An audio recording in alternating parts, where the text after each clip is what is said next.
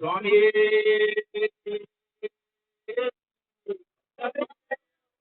സ്വാമിയേ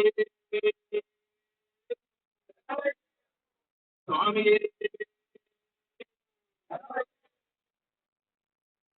പ്രിയമുള്ള ഭക്തജനങ്ങൾ, ശിവസേനയുടെ നേതാക്കളെ, ശിവസൈനിക ഹൈന്ദവ സഹോദരി സഹോദരന്മാർ, ഇവിടെ എത്തിയിരിക്കുന്ന സമ്പൂജ്യ സർവസങ്കല്പങ്ങളും ഭാരതീയ ഗുരുപരമ്പരകളിലും എന്റെ ഗുരുനാഥനായ പരംപൂജ്യ ജഗദ്ഗുരു സ്വാമി സത്യാനന്ദ പ്രസാദങ്ങളുടെ ജന്മാരവിന്ദങ്ങളിലും കലിയുഗവരതനായ നമ്മളുള്ള ഏത് സാഹചര്യവും നേരിടുവാൻ കരുത്തും ധൈര്യവും തേജസ്സും തരുന്ന അയ്യപ്പന്റെ പാതാരവിന്ദങ്ങളിലും സാഷ്ടാംഗ പ്രണാമങ്ങളോടെ സമർപ്പിച്ചുകൊള്ളട്ടെ. വിശ്വാസം സംരക്ഷിക്കുവാൻ സന്യാസിമാർ തെരുവിൽ വന്നിരിക്കുന്ന ഒരു സ്ഥിതിയാണ് കേരളത്തിലുള്ളത്. ഇത് ഇന്നും ഇന്നലെയും ഉണ്ടായതല്ല, വളരെ കാലമായി ഇത് നടന്നു വരികയാണ്. സന്യാസിമാരാൽ രൂപീകൃതമായ ഒരു ജീവിത രീതി, തപസ്സിലൂടെ ഉരുത്തിരിഞ്ഞു വന്ന സനാതനമായ ധർമ്മം, അത് സംരക്ഷിക്കപ്പെടുവാനുള്ള ഉത്തരവാദിത്വം ഈ രാജ്യം ഭരിക്കുന്ന ഭരണകർത്താക്കൾക്കാണ്. അതൊക്കെ നിർവഹിക്കാൻ കഴിയാതെ വരുമ്പോൾ, നിർവഹിക്കാതെ വരുമ്പോൾ മനഃപൂർവ്വം സന്യാസിമാരെയും അതുപോലെ തന്നെ ഈശ്വരീയ സങ്കല്പങ്ങളെയും അധിക്ഷേപിക്കുന്ന ഹൈന്ദവ സമൂഹത്തെ വെല്ലുവിളിക്കുന്ന രീതിയിലുള്ള പ്രവർത്തനങ്ങളും നേതൃത്വവും ഭരണകർത്താക്കൾ നൽകുമ്പോൾ അതിനെ ചോദ്യം ചെയ്തുകൊണ്ടാണ്, അതിനെതിരെ അതിനൊരു പരിഹാരം കാണുവാനുള്ള നിർദ്ദേശങ്ങൾ മുന്നോട്ട് വെച്ചുകൊണ്ടാണ് സന്യാസിമാർ തെരുവിൽ വരുന്നതും അതുപോലെ തന്നെ ഭക്തന്മാർ തെരുവിൽ വന്ന പ്രതിഷേധങ്ങളും സാമൂഹിക യജ്ഞങ്ങളും നടത്തേണ്ടി വരുന്നത്. ഒരു കാര്യത്തിൽ നമുക്ക് ആശ്വാസമുണ്ട്, ഒരു കാര്യത്തിൽ വളരെയധികം ആശ്വാസമുണ്ട്. അത് മറ്റൊന്നുമല്ല, പിണറായി യുഗം ആവർത്തിക്കില്ല എന്ന് ഈ ജനാധിപത്യത്തിന്റെ മുന്നിൽ വെച്ച് ഞാൻ പറയുകയാണ്. ഞാൻ പറയുന്നത് അയ്യപ്പനിൽ സമർപ്പിതമായ മനസ്സോട് കൂടിയതാണ്. ഗുരുക്കന്മാരുടെ പാദത്തിൽ സമർപ്പിതമായ സാഷ്ടാംഗ പ്രണാമങ്ങൾ അർപ്പിച്ചുകൊണ്ടുള്ള മനസ്സോട് കൂടിയതാണ്. അതിന് കാരണം അത്രത്തോളം തന്നെ പ്രശ്നങ്ങൾ ഇവിടുത്തെ ഹൈന്ദവ സമൂഹം നേരിട്ട് കഴിഞ്ഞു, അത്രത്തോളം തന്നെ പ്രശ്നങ്ങൾ ഇവിടുത്തെ വിശ്വാസികൾ നേരിട്ട് കഴിഞ്ഞു. അതിനി സംഭവിക്കില്ല. പക്ഷേ നിർഭാഗ്യവശാൽ മറ്റൊന്നിവിടെ സംഭവിച്ചിരിക്കുകയാണ്. അത് വേറൊന്നുമല്ല, വളരെയധികം പ്രതീക്ഷയോട് കൂടിയിട്ടാണ് ഇവിടുത്തെ സന്യാസിമാരും വിശ്വാസികളും ഒരു ഇലക്ഷന് നേരിട്ടത്. കേരളത്തിൽ പുതിയൊരു മന്ത്രിസഭ വരും എന്ന് ഞങ്ങൾക്കൊക്കെ അറിയാമായിരുന്നു. അത് BJP ആകില്ല എന്നുള്ളത് നമുക്കൊക്കെ അറിയാമായിരുന്നു. പക്ഷേ വരുന്ന മന്ത്രിസഭ വലതുപക്ഷത്തിന്റെ അല്ലെങ്കിൽ കോൺഗ്രസിന്റെ നേതൃത്വത്തിലുള്ള ഒരു മന്ത്രിസഭയായിരിക്കും എന്നുള്ള ഉറപ്പും നമുക്കൊക്കെ ഉണ്ടായിരുന്നു. പക്ഷേ അതിനോടൊപ്പം ഒരു ആശ്വാസം ഉണ്ടായിരുന്നു. ഈ സർക്കാർ ഭരണത്തിൽ വന്നാൽ ആദ്യം ചെയ്യുന്ന ഒരു നടപടി ഇവിടുത്തെ അയ്യപ്പ ഭക്തന്മാർക്കെതിരെ എടുത്തിട്ടുള്ള കേസുകൾ പിൻവലിക്കുക എന്നുള്ളതായിരിക്കും എന്നുള്ളതായിരുന്നു ഞങ്ങളുടെ വിശ്വാസം. പക്ഷെ അത് നടന്നില്ല എന്നുള്ളതാണ് നിർഭാഗ്യകരമായ ഒരു കാര്യം. വിശ്വാസികളാണ് ഇവിടുത്തെ കോൺഗ്രസുകാർ, വിശ്വാസികളാണ് ജനാധിപത്യത്തെ വിശ്വസിക്കുന്നവരാണ് കോൺഗ്രസിന്റെ ഇവിടുത്തെ മന്ത്രിമാരെങ്കിൽ MLA-മാരെങ്കിൽ ഭരണകൂടമെങ്കിൽ വിശ്വാസികൾക്കെതിരെയുള്ള നിയമ നടപടികളെ പിൻവലിക്കുവാനുള്ള ഉത്തരവാദിത്വം കൂടി അവർ ഏറ്റെടുക്കണമായിരുന്നു. അതെന്തുകൊണ്ടും വൈകുന്നു, അതിന് ഒരു നിമിഷം പോലും വൈകുവാൻ പാടില്ല എന്നുള്ള ഒരു ആവശ്യമാണ് ഇവിടുത്തെ ബഹുമാനപ്പെട്ട മുഖ്യമന്ത്രിയുടെ മുന്നിലും ബഹുമാനപ്പെട്ട ആഭ്യന്തരമന്ത്രിയുടെ മുന്നിലും വയ്ക്കുവാനുള്ളത്. ഇത് വെറും ശിവസേനയുടെ മാത്രം ഒരു സമരമായി കാണരുത് എന്നൊരു അഭ്യർത്ഥനയാണ് എല്ലാവരുടെയും മുന്നിൽ വയ്ക്കാനുള്ളത്. ഇവിടുത്തെ സർവ്വ ഹൈന്ദവ സംഘടനകളും ഒരുമിച്ച് ഈ സെക്രട്ടേറിയറ്റിന് മുന്നിലേക്ക് വരുന്ന ഒരു സാഹചര്യം ദയവ് ചെയ്ത് ഉണ്ടാകരുത്. അത് അമ്മമാരെയും സഹോദരിമാരെയും ഒക്കെ കൂട്ടിക്കൊണ്ട് അവരൊക്കെ ഇവിടെ വന്ന് ഇത്തരത്തിലുള്ള സമരത്തിൽ പങ്കെടുക്കുന്ന ഒരു സാഹചര്യം ഈ സർക്കാരിന്റെ കാലഘട്ടത്തെങ്കിലും ഉണ്ടാകരുത് എന്നുള്ള ഒരു അഭ്യർത്ഥന കൂടി മുന്നോട്ട് വയ്ക്കുവാൻ തീരുമാനിച്ചിരിക്കുകയാണ്, മുന്നോട്ട് വയ്ക്കുവാൻ ആഗ്രഹിക്കുകയാണ്. കാരണം പതിനായിരക്കണക്കിന് ആയിരക്കണക്കിന് അമ്മമാരുടെയും ഭക്തജനങ്ങളുടെയും പേരിലാണ് കേസുകൾ നിലനിൽക്കുന്നത്, ക്രിമിനൽ കേസുകളാണ് നിലനിൽക്കുന്നത്. എന്ത് കുറ്റമാണ് ഇവിടുത്തെ ഹിന്ദുക്കൾ ചെയ്തത്? ആരെയെങ്കിലും കൊന്നോ? എന്തെങ്കിലും കൊള്ളയടിച്ചോ? തങ്ങളുടെ സർവോത്സവമായ ഈശ്വരീയ സങ്കല്പങ്ങൾ നിലനിർത്തുവാൻ വേണ്ടിയിട്ടുള്ള ആവശ്യങ്ങൾ ഉന്നയിച്ചുകൊണ്ടാണ് അവർ അന്ന് ശബരിമലയിലേക്ക് പോയതും പമ്പയിലേക്ക് പോയതും ഒരു സമരരംഗത്ത് വരേണ്ടി വന്ന സാഹചര്യം ഉണ്ടായതും. അതിനെ നേരിടുവാൻ വളരെ സമാധാനപൂർവ്വം നാമം ജപിച്ചുകൊണ്ടാണ് ശബരിമലയിലും സന്നിധാനത്തും പമ്പയിലുമെല്ലാം അവർ ഒരുമിച്ച് കൂടിയത്.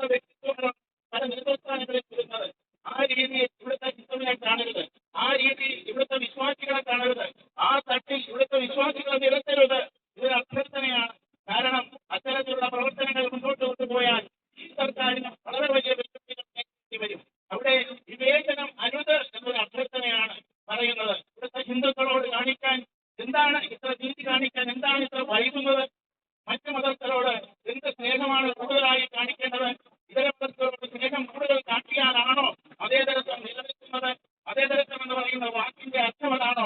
നിങ്ങൾ ഡിക്ഷണറി ഒന്ന് പരിശോധിച്ചാൽ മനസ്സിലാകും മതേതരത്വം എന്ന് പറഞ്ഞാൽ എന്താണ് എന്ന്. അതിന്റെ അർത്ഥം മത നിരപേക്ഷത അല്ലെങ്കിൽ മതനിരാസം എന്നാണ്. നോൺ റിലീജിയസ് എന്നാണ് അതിന്റെ അർത്ഥം. നോൺ റിലീജിയസ് ആണോ ഇവിടെ നടക്കുന്ന കാര്യങ്ങൾ? ചില പ്രത്യേക മതങ്ങൾക്ക് പലതിന്റെയും പേരിൽ പ്രത്യേക കാര്യങ്ങളൊന്നും മാറ്റിവെച്ചുകൊണ്ട് എല്ലാ സഹോദരന്മാർക്കും, അവർ ഹൈന്ദവരാകട്ടെ, ക്രിസ്ത്യാനികളാകട്ടെ, അവർ ഇസ്ലാം ആകട്ടെ, മനുഷ്യരുടെ അടിസ്ഥാനം വിശ്വാസ പ്രമാണങ്ങളാണ്. അവർക്ക് ഏത് മതത്തിലോ വിശ്വസിക്കട്ടെ, അവരൊക്കെ വിശ്വസിക്കുന്നത് ദൂരശക്തനിലാണെങ്കിൽ, സർവ്വവ്യാപിയായ ഒരു തത്വത്തിലാണെങ്കിൽ, ഈ പ്രപഞ്ചത്തിന്റെ ശക്തിയിലാണെങ്കിൽ അവരുടെ വിശ്വാസങ്ങൾ നിലനിർത്തുവാൻ, അവരുടെ ആചാരങ്ങൾ സംരക്ഷിക്കുവാൻ, അവരുടെ ക്ഷേത്രങ്ങൾ നിലനിർത്തുവാൻ അവകാശപ്പെടുന്നുണ്ട് എന്നുള്ളത് മറന്നുകൊണ്ട് ആരും പ്രവർത്തിക്കരുത്. എല്ലാവരും ഒരുമിച്ച് ചേർന്നാണ് വിലയിരുത്തിച്ച് കടന്നു വരുവാൻ വേണ്ടി ഇവിടുത്തെ രാഷ്ട്രീയ നേതാക്കന്മാർക്ക് അവസരമൊരുക്കിയിട്ടുള്ളത്. അത് ചിന്തിച്ചുകൊണ്ട് അതിനു വേണ്ടിയിട്ടുള്ള ധാർമ്മികമായ പ്രവർത്തനങ്ങൾക്ക് മുൻതൂക്കം കൊടുത്തുകൊണ്ടുള്ള ഒരു ഭരണം നിർവഹിക്കണം എന്ന് മാത്രമാണ് എനിക്ക് സൂചിപ്പിക്കുവാനുള്ളത്. അല്ലാത്ത പക്ഷം അത് വളരെയധികം ദോഷമാണ് ചെയ്യുന്നത് എന്നുള്ളതിനും യാതൊരു സംശയവുമില്ല.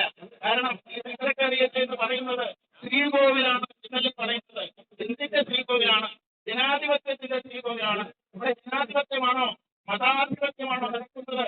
ഇവിടെ എന്ത് ആധിപത്യമാണ് നടക്കുന്നത്?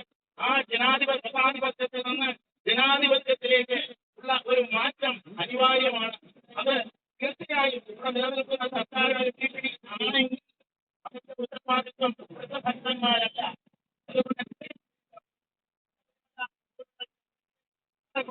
അനാചാരങ്ങളും വന്നാൽ എന്താണ്?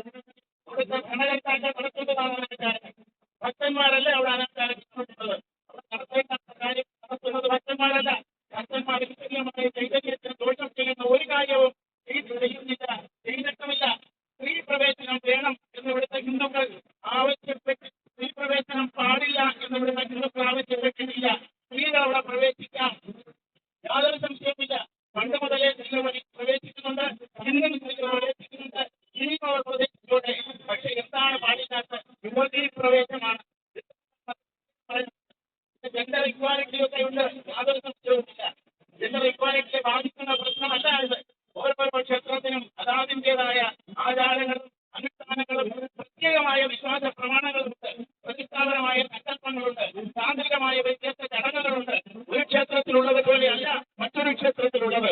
അതുകൊണ്ട് ആ വ്യത്യസ്തതയെ ഉൾക്കൊള്ളുവാൻ, നാനാത്വത്തെ ഉൾക്കൊള്ളുവാനുള്ള സംസ്കാരമാണ് ഇവിടുത്തെ ഭാരതത്തിൽ നമ്മുടെ ക്ഷേത്രങ്ങളിൽ നമുക്ക് കാണുന്നത്, നമ്മുടെ ഗ്രന്ഥങ്ങളിൽ നമ്മൾ കാണുന്നത്, നമ്മുടെ ആചാര്യ പരമ്പരയിൽ നമ്മൾ കാണുന്നത്. അതുകൊണ്ട് സ്ത്രീയോട് യാതൊരു വിവേചനവും കാണിക്കുന്ന ഒരു നടപടി അല്ല ശബരിമലയിൽ നിൽക്കുന്നത്. ഒരു പ്രത്യേക പ്രായത്തിൽ മാത്രമാണ്, അത് 10 വയസ്സ് മുതൽ 50 വയസ്സ് വരെയുള്ള സമയത്ത് മാത്രമാണ് സ്ത്രീകൾക്ക് അവിടെ പ്രവേശിക്കുവാൻ പാടില്ല എന്ന് പറയുന്നത്. ഏതെങ്കിലും സ്ത്രീകൾ തയ്യാറാകുന്നുണ്ടോ?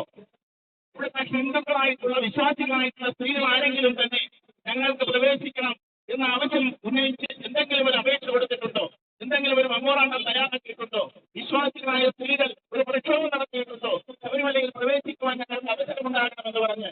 മറിച്ച് അവിശ്വാസികളായ സ്ത്രീകളെ ഏകമായി സർക്കാർ വാഹനങ്ങളിൽ കയറ്റി പോലീസിന്റെ അകപ്പടിയോടുകൂടി നമ്മുടെ ദർശനം നടത്തിയ സാഹചര്യം ആ പിണറായി കാലഘട്ടത്തിലുണ്ടായെങ്കിൽ, പിണറായി സർക്കാരിന്റെ നേതൃത്വത്തിലുണ്ടായെങ്കിൽ, ആ സർക്കാർ മാറി വന്ന സാഹചര്യത്തിലാണ് ഇവിടുത്തെ ഹിന്ദുക്കളായ വിശ്വാസികൾക്ക് ഒരു പ്രതീക്ഷയുണ്ടായിരുന്നത്. പുതിയ സർക്കാർ ഇവിടുത്തെ സന്യാസിമാർ തയ്യാറാണ്, കേസുകൾ തുടങ്ങിയതൊക്കെ പിടിക്കണം. അതുപോലെ തന്നെ ഇവിടുത്തെ രമേശ് ചെന്നിത്തല പോലീസ് വകുപ്പ് മന്ത്രി, അദ്ദേഹവും ഈ കാര്യം വളരെയധികം ആലോചിച്ച് എത്രയും പെട്ടെന്ന് തീരുമാനങ്ങൾ നടപ്പാക്കണം. 10,000-കണക്കിന് ആളുകളുടെ പേരിലാണ്, അമ്മമാരുടെയും സഹോദരിമാരുടെയും മറ്റ് വിശ്വാസികളുടെയും നേതാക്കളുടെയും ഒക്കെ പേരിലാണ് കേസുകൾ നിലനിൽക്കുന്നത്. ഇന്നും കോടതി തിരികെയിറങ്ങുവാൻ ഉള്ള സാഹചര്യം ഇവിടുത്തെ പൊതുജനങ്ങൾക്ക് സൃഷ്ടിച്ചുകൊണ്ട്, ഭക്തന്മാർക്ക് സൃഷ്ടിച്ചുകൊണ്ട് ഇത്തരത്തിലുള്ള നടപടികൾ വന്നത് തീർച്ചയായും